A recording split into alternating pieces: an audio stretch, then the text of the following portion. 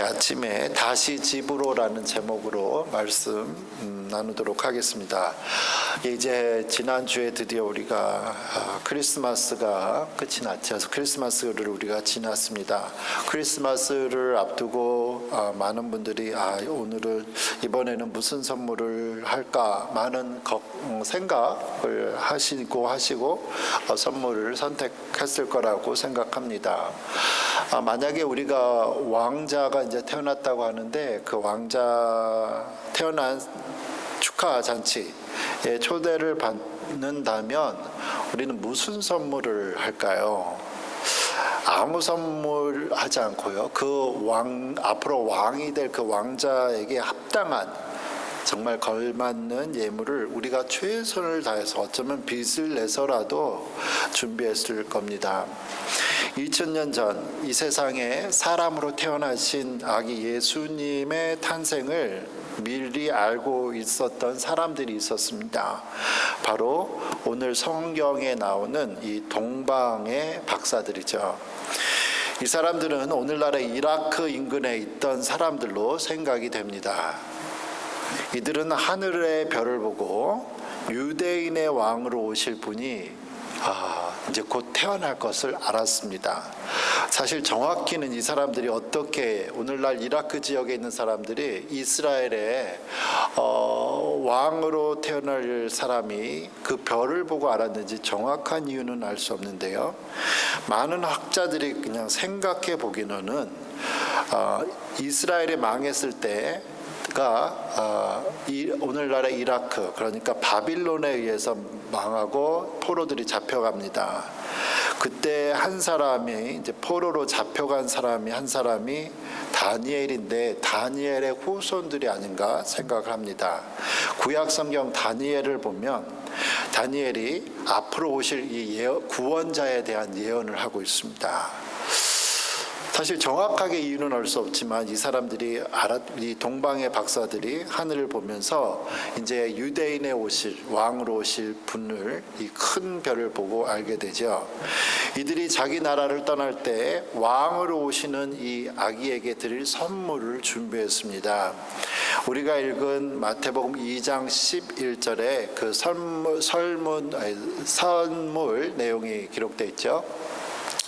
집에 들어가 아기와 그의 어머니 마리아가 함께 있는 것을 보고 엎드려 아기께 경배하고 보배 합을 열어 황금과 유향과 몰약을 예물로 드리니라. 이 박사들이 지금 예수님에게 황금, 유향, 몰약을 세 가지를 보배 합에다가 담은 걸 꺼낼 정도니까 아주 중요한 거예요. 황금은 우리가 생각해도 되게 중요한 거 알 수 있습니다. 왕의 권위를 나타내는 귀한 의미가 있는 것 같아요.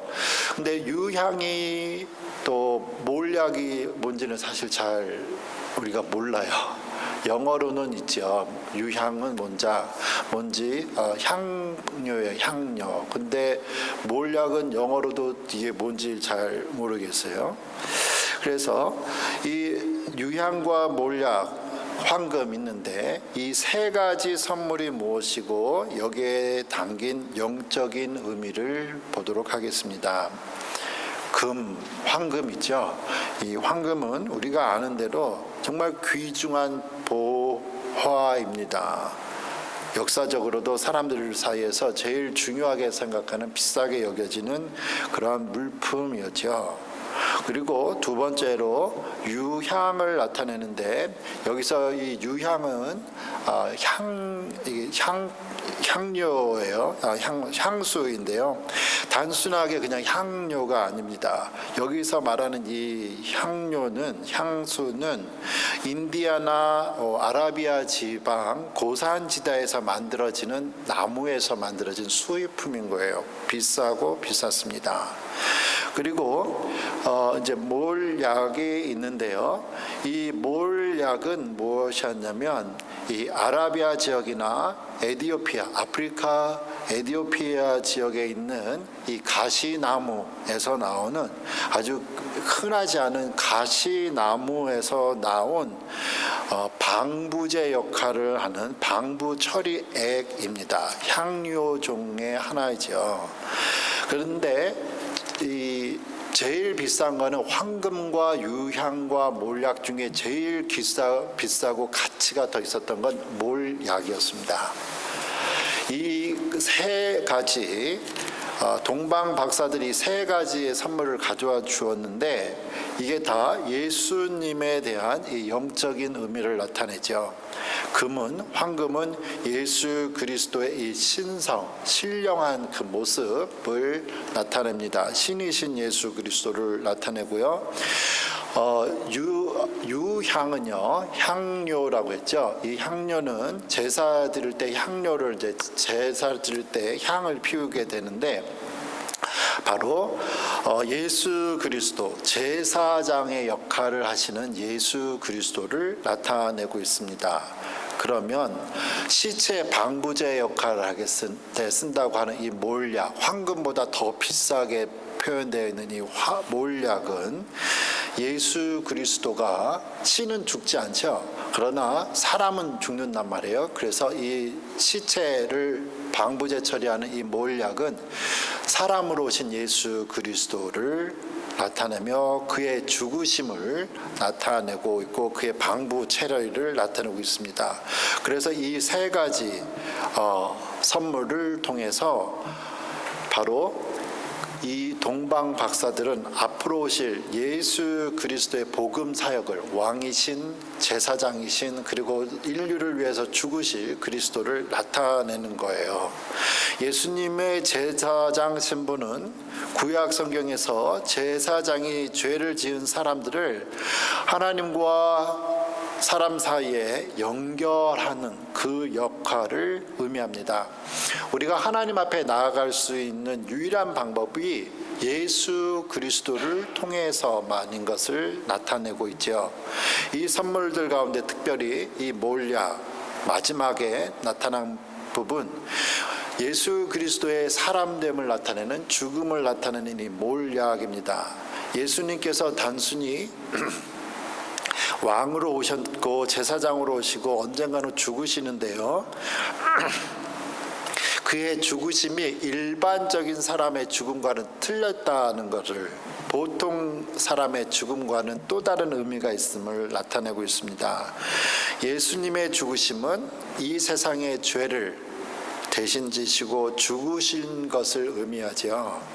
이러한 위대한 예수님의 죽으심을 의미했기 때문에 오늘 성경에서 박사들이 황금보다도 더 귀중하고 비싸고 비싼 이 몰약을 예수님의 죽음을 준비하는 의미로 준비했습니다. 이러한 왕이요 제사장이고 사람을 의미하는 선물들은 예수님을 믿는, 그래서 구원을 받은 우리에게 주어진 새로운 신분을 또 의미합니다.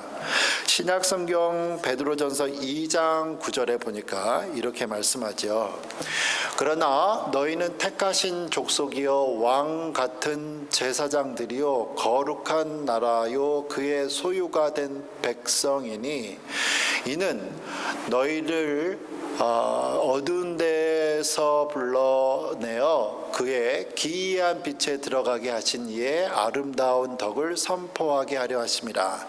여기에서 우리에게 막 주어진 새로운 신분이요, 왕 같은 제사장들이라고 했고 백성이라고 이야기를 하죠. 이 성경 구절에서 우리가 왕 제사장이며 예수님의 구원의 복음을 전파하는 사명을 받은 백성들로 되어 있습니다. 마치 예수님께서 태어나실 당시에 이 박사들 이외에 예수님이 어떤 분이신지를 사람들은 몰랐지만 하나님은 또 우리가 어떠한 사람인 걸 아셔요. 누가 우리를 보고 왕으로 생각하고 제사장으로 생각하겠습니까? 그러나 하나님은 아신다는 거죠. 우리는 하나님 앞에서 아주 귀한 신분을 가진 사람들입니다. 우리가 이러한 크리스마스 기간에 예수님의 이 땅에 오신 목적을 다시 감사함과 동시에 예수님 때문에 나에게 주어진 이 새로운 신분, 감사하고 또 우리가 그 신분에 맞는 삶을 살기를 축원합니다. 이렇게 동방에서 온 박사들이 그들이 꿈에도 그리던 예수님, 유대인의 왕으로 오신 아기 예수님을 만나는 이런 환상적인 시간이, 꿈 같은 시간이 끝나고 그들이 돌아가야 되는, 다시 그들의 홈랜드로, 고국으로 돌아가야 될 시간이 되었습니다. 예수님을 만나기 위해 많은 시간을 들여서 왔고요. 수고도 했고 고생을 감당했습니다. 그러한 수고에 비하면 정말 너무나 아주 짧은 시간 동안 예수님을 만나고 고국으로 돌아가야 합니다. 그들도 예수님을 떠나 사실 다시 그들의 일터로 돌아가야 한다는 것이 아쉬웠겠지만 이제 다시 돌아가야 하죠. 우리도 크리스마스 또 새해 연휴 등으로 가족과 친구들을 모처럼 만나서 좋았지만 이러한 휴가가 끝나고 다시 헤어져야 할 시간이 되었습니다. 학생들은 모처럼 방학이지만 곧 개학이 돼서 학교로 돌아가야 하지요. 신약 성경에 보면 예수님이 죽으시기 전에 제자들 3명을 데리고 높은 산으로 올라가신 적이 있습니다. 예수님께서 그 높은 산에서 구약 성경의 모세와 엘리야 선지자를 만나셨을 때 그의 모습이 제자들의 눈이 너무너무 부셔서 예수님이 너무 환하게 변화된 모습이지요. 그때 제자 중 한 사람이었던 베드로가 이러한 놀라운 광경을 보고 그들도 여기에 집을 짓고 초막을 짓고서 예수님, 모세, 엘리야하고 영원히 살고 싶다고 말합니다. 하지만 베드로의 요청은 허락이 되지 않고 이들은 예수님과 함께 산에서 내려왔습니다. 왜냐하면 예수님께서 산에서 내려오셔서 하셔야 할 일이 있었기 때문이죠. 바로 사람들의 죄를 대신 지시고 십자가에서 죽으시는 일이 남아 있었습니다. 우리도 매일같이 정말 휴가이고 가족들 만나고 재밌게 놀고 모여서 찬송하고 기도하고 정말 먹고 마시고 하고 싶지요. 하지만 우리에게는 이 사상에 돌아가서 예수님을 선전해야 하는, 예수님을 전파해야 하는 일이 남아 있습니다. 이렇게 오늘 성경의 박사들도 자기 나라로 돌아가야 하게 되는데 오늘 마태복음 2장 12절에 이렇게 그 모습을 표현하죠. 그들은 이 동방 박사들이 꿈을 꿨는데 헤롯 왕에게로 돌아가지 말라 지시함을 받아 다른 길로 해서 자기의 홈랜드로 고국에 돌아갔다고 해요. 이들의 꿈속에서 나타나셔서 하나님께서 헤롯에게로 돌아가지 말라 한 이유가 있죠.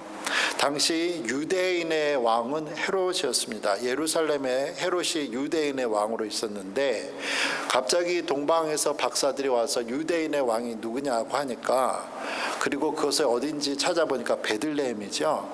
그래서 헤롯 왕이 동방 박사들을 거기에 보내고 당신들이 그 유대인의 왕으로 네가 어디 있는지 찾으면 우리한테 돌아와서 나에게 알려줘라. 그럼 나도 가서 경배하겠다고 했습니다. 하지만 그것은 헤롯이 예수님을 죽이려는 계획이었습니다. 모든 것을 다 하신 하나님은 이 박사들을 헤롯에게로 돌아가지 말고 다른 길로 고국으로 가게 하심으로 예수님을 지키셨죠. 동방 박사들을 예수님에게로 인도하신 하나님은 그들이 안전하게 집으로 돌아가도록 인도하셨습니다. 하나님께서는 지금도 우리가 하나님을 전하는 삶을 살아갈 때 우리를 지키시고 보호하시죠. 온 세계에 많은 선교단체가 있는데요. 그 중에 오픈도어라는 열린문 선교단체라는 게 있습니다. 이게는 성경을 보급하는 선교단체입니다. 이 단체는 1955년에 네덜란드의 이 앤드류 형제라는 사람에 의해서 1955년도에 만들어졌습니다. 그는 당시에 유럽 공산권에 있는 유럽의 자기 나라 주변의 나라들의 공산권 나라에 자기 복스바겐 조그만 차에다가 트렁크에다가 성경을 몰래 숨겨서 전달하는 일을 했습니다. 한 번은 그의 조그만 이 복스바겐 차가 국경에서 검문을 받았어요. 그의 차 트렁크에는 많은 성경책들이 있었습니다. 군인들이 그의 차를 검색하는 동안 그는 간절히 하나님께 기도하지요. 하나님께서 군인들의 눈을 멀게 하셔서 성경을 보지 못하도록 기도합니다. 드디어 군인들이 여기저기 보다가 차의 트렁크를 딱 열어서 검사를 하죠. 앤드류 형제가 긴장하며 기다리는데 군인들은 눈으로 보기에는 성경책이 있는데 그걸 못 보았습니다. 그리고는 아무 이상이 없다고 통과시키죠. 또 한 번은 이 앤드류 형제의 그 성경을 배달하는 차가 너무 오래돼서 운전 중에 고장이 납니다. 이때 자동차에 대해서는 아무것도 없는 앤드류 형제가 자동차에 손을 넣고 기도를 하니까 다시 자동차가 신기하죠.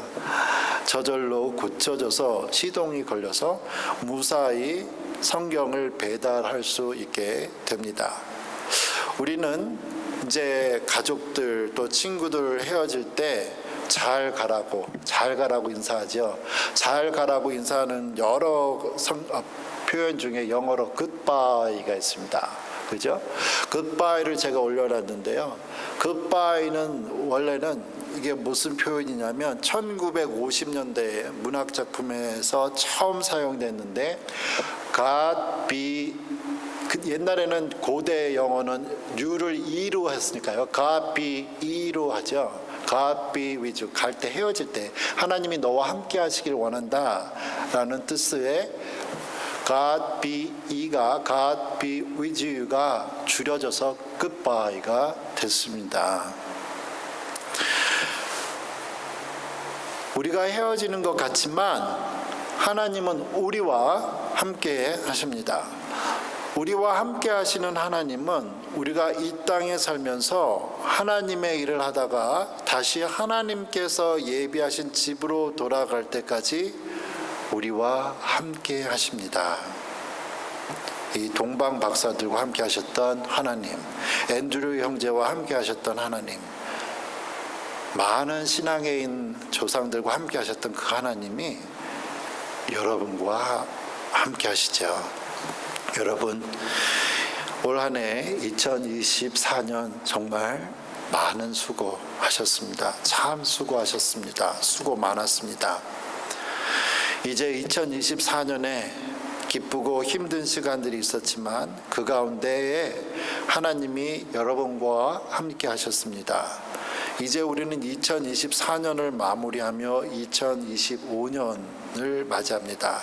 내년 2025년, 그리고 하나님께서 우리에게 이 땅에 허락하신 그 다른 수많은 날들에도 하나님께서 여러분과 함께 하시는 복된 삶이 있기를 축원합니다. 아멘. 기도합니다.